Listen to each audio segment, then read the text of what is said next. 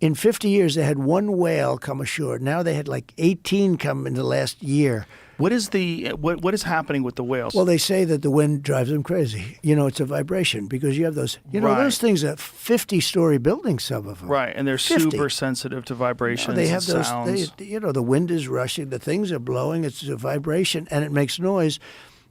You know what it is? I want to be a whale psychiatrist. It drives the whales frickin' crazy, and Yes. something happens with them.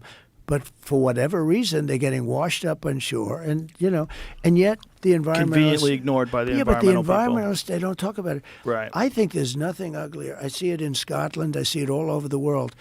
You have this beautiful valley. It's been there for in civilization thousands of years, but millions of years, and all of a sudden you have these ugly windmills up. Would your And the plan to be environmental- replace that with nuclear? What would you do? Well, nuclear is better. I mean, I think there's a little danger in nuclear, but we had some really bad nuclear. They did one in Alabama. They did one in I think South Carolina. They do them wrong. They build these massive things. Then the environmentalists get in.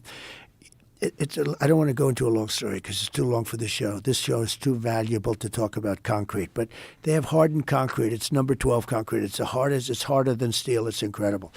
They put up a wall, and an inspector comes along. Knows, nope, you're a quarter of an inch. The wall might be 8 feet wide.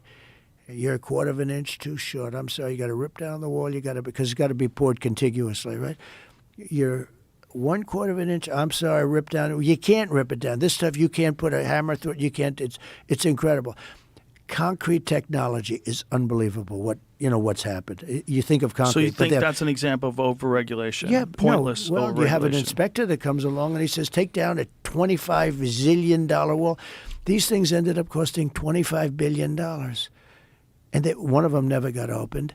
But here's the story. So France does it. France is